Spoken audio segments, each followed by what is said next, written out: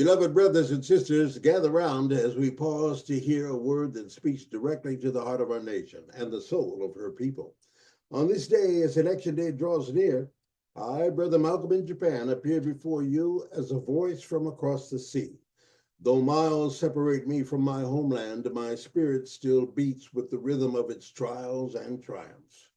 And so, with a heart of hope and eyes wide open, I say, America, you must be born again. And now, this is not a new refrain, but one that echoes through generations. It was first whispered by our forebears who walked the dusty roads of struggle, a song in the soul of a people who believed in the promise of liberty, even when chains held their hands. But today, it's not just for the oppressed to sing, it's a song for the entire nation, for the weary and the disillusioned, for those who have built walls and those who have been kept out by them. America, we need to reckon with our past, for it is in this reckoning that true rebirth can be found. My beloved grandfather, the Honorable Reverend Senator John Adams Sr. Esquire's words resound in my ears when I heard them for the first time as a 9-year-old child growing up on the near north side of Omaha, Nebraska. He told me, quote, "Seize moments of excited curiosity for the acquisition of new knowledge. Then use that knowledge to show America she must be born again." And I thought then, what does it mean to be born again? And as I gained wisdom and understanding in my decades of living in Japan, I came to realize that it means a breaking, a reshaping, a new breath blown into old bones. It's a surrender of pride to truth and an uprooting of evils that America has long ignored. Now I speak to my white brothers and sisters not with condemnation, but with love that desires wholeness. You must see that this journey is not about guilt or shame, but about redemption. You see, there's no healing in denial. Denying the truth of our shared history only deepens the wound, not just in those of us whose ancestors were shackled, but in those who were taught that their power rested on the weight of that chain. It's time to confront what has been woven into the very fabric of our identity as a nation. We were built on lofty words of freedom, but those words were scribed on documents that overlook the humanity of so many. This is not about pointing fingers at a single person, a single politician, or even a single party. No, this is about the foundation that was laid long before we ever walked on this soil. It's about acknowledging that foundation so that we might strengthen it anew, that we might rise as a nation, not just in might, but in moral clarity. I know that what my grandfather was telling me was that to be born again means to tear down what was built wrong and replace it with what is true and just. It means choosing leaders not for the loudness of their promises, but for the weight of their vision for all people. It means casting a vote that is not just a check mark on the ballot, but an act of faith in what we might become. So as we approach this coming election day, my plea to my homeland is this: stand on the side of renewal. Elect leaders who understand that justice is not a word, but a walk. Leaders who do not shy from truth, but face it and guide us through it. Leaders like Kamala Harris, whose journey holds the hope of a future that embraces all of us. From my self-imposed exile here in Japan, where I've watched my nation from afar for nearly 50 years, I tell you, our time is now.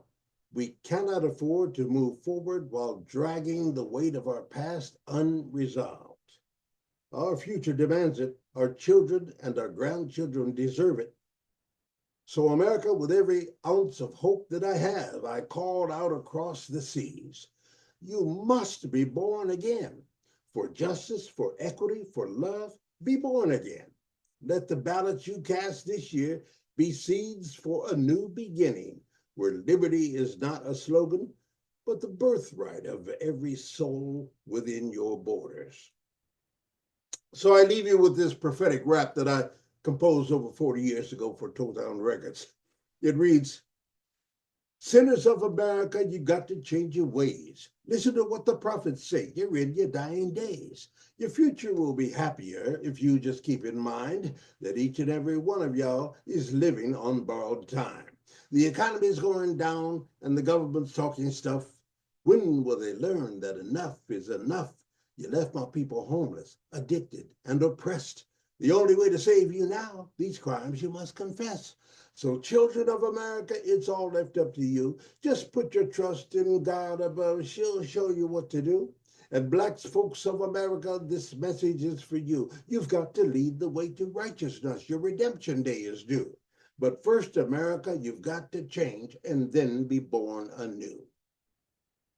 Amen.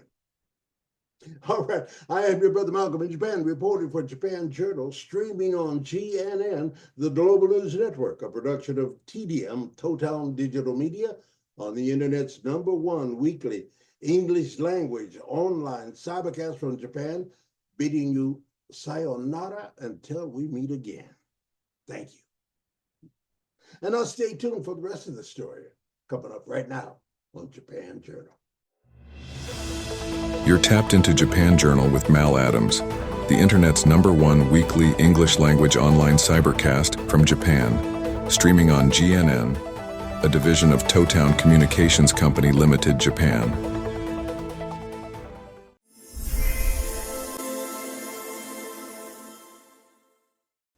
Dear social media family and friends and subscribers, November 5th is National Trash Day.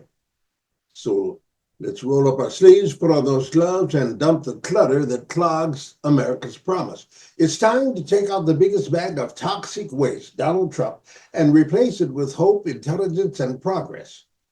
Let's elect Kamala Harris as president of the United States. So why Trump does not deserve your vote? I got 12 reasons why. I'm going to share them with you now. Number one, we're talking about erosion of democratic norms.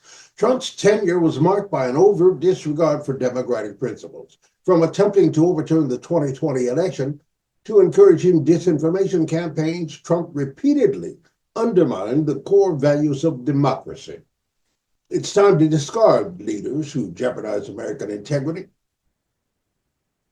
Reason number two is the January 6th insurrection. Trump's role in inciting the Capitol riot is a stain on American history. His inflammatory rhetoric and refusal to condemn violence led to a direct assault on the seat of democracy. Think about it. Any leader who watches democracy bleed and calls it patriotic does not belong in public service. Reason number three, racially divisive policies. Trump's record on race includes divisive policies, discriminatory rhetoric, and the bolstering of far-right ideologies.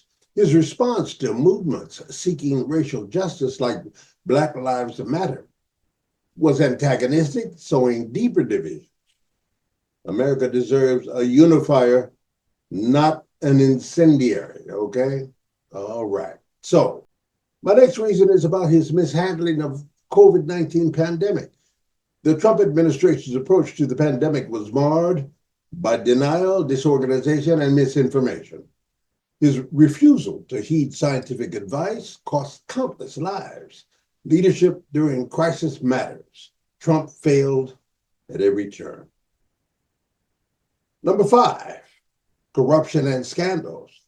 Let's not forget about them. Look, from questionable business dealings to nepotism, Trump turned the White House into a lucrative platform for self-interest.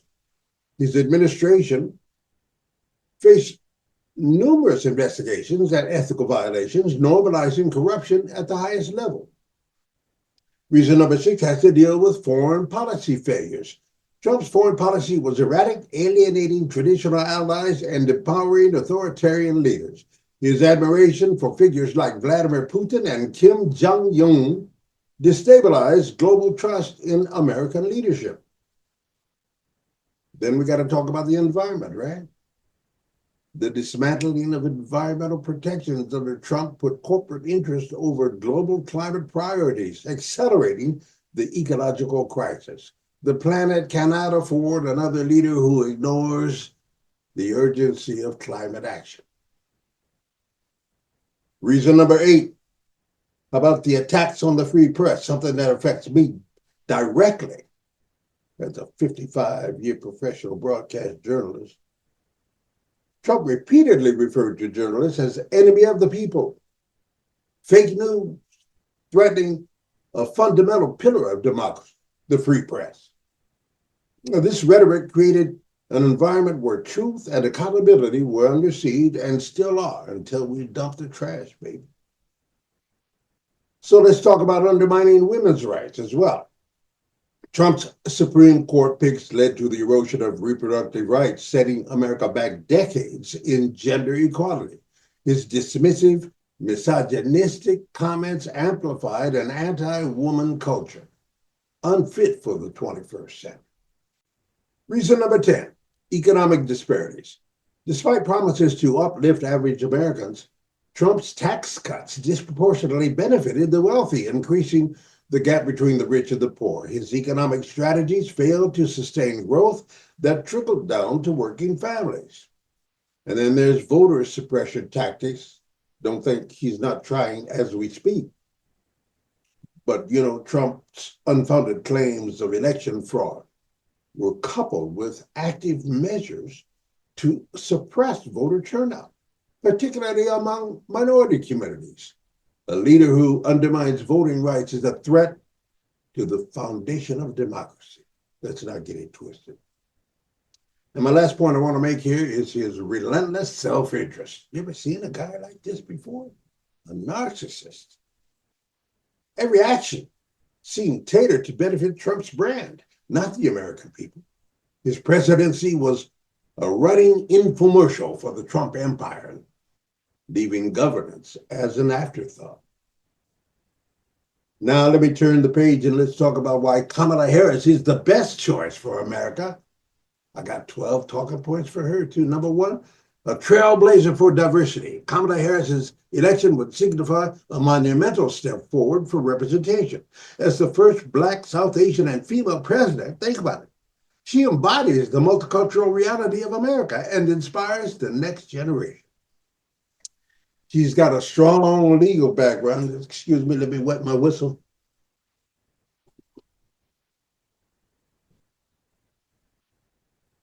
Excuse me. She got a strong legal background with experience as Attorney General of California and a U.S. Senator and a Vice President.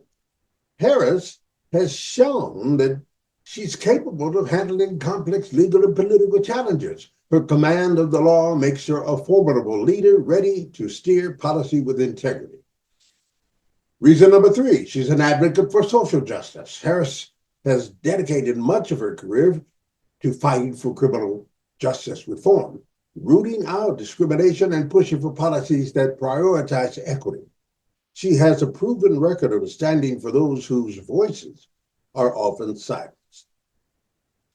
Now let's talk about climate change. All right. Yeah, she's definitely on the right side of that question. She's a climate action leader. Unlike Trump, Harris understands the critical nature of the climate crisis. Her policies focus on sustainability, investment in clean energy, and aligning America with global efforts to combat climate change.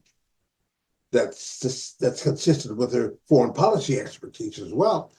Harris brings a modern, inclusive vision to diplomacy. She supports strong alliances and understands that America's role as a global leader is bolstered by partnerships, not weakened by nationalist isolationism. Reason number 6, she's a champion of women's rights. Of course, she's a woman. Harris is a steadfast supporter of reproductive rights, gender equality, and workplace fairness. Her administration would prioritize closing the gender gap and supporting policies that uplift women and families.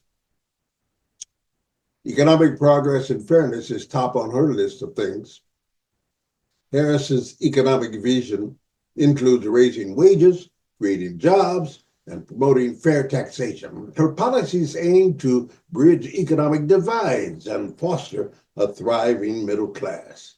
She's also focused on healthcare access. That would be reason number 8. Harris supports expanding healthcare, building on the ACA to ensure Americans receive affordable, quality care. This commitment to health contrasts sharply with Trump's repeated attempts to dismantle public health initiatives. She also is a big supporter for education. Harris believes in making quality education accessible and equitable. Her administration would support funding for public schools, promote teacher salaries, and invest in higher education and vocational training. Reason number 10 is she's a defender of voting rights. Harris stands as an advocate for protecting and expanding voter access. Her leadership would push for legislative measures to strengthen democracy and ensure that every citizen's voice is heard. She's also got empathy and decency as a human being. Look at the contrast. The contrast between Trump's inflammatory style and Harris's genuine approach to leadership is stark. Harris listens, engages with communities, and values the human side of governance. And finally, my last reason for why we need to vote for Kamala Harris is that she's prepared for crisis leadership. Whether addressing pandemics, international conflicts, or domestic upheaval, Harris has demonstrated calm, thoughtful decision-making. Her ability to build coalitions and work with diverse perspectives will serve America well in times of need. So, let me call you to action. Excuse me.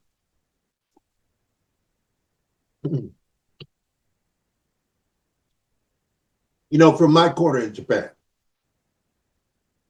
I, Brother Malcolm Adams, urge you, November 5th is National Trash Day. Take a stand for democracy, decency, and the future worth believing in.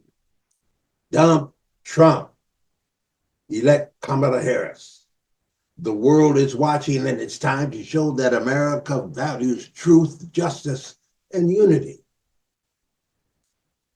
And so I've given you 12 reasons not to vote for Trump and 12 reasons to vote for Harris. So we got to do something. Let's fight to the end, because as Kamala says, when we fight, we win. So I'm urging you to get out to vote, because when we vote, we win. Thank you very much. This is your host, Mal Adams, on this edition of Japan Journal, the internet's #1 weekly English language online cybercast on GNN, the Global News Network, streaming to you live and also representing those who have no voice in the game.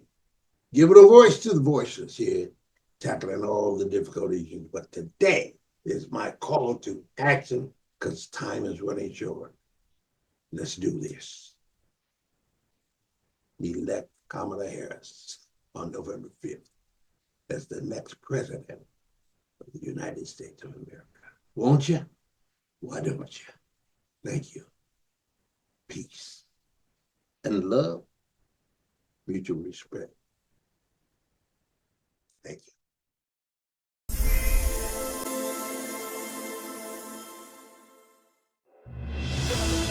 You're tapped into Japan Journal with Mal Adams, the internet's #1 weekly English language online cybercast from Japan, streaming on GNN, a division of Totown Communications Company Limited, Japan.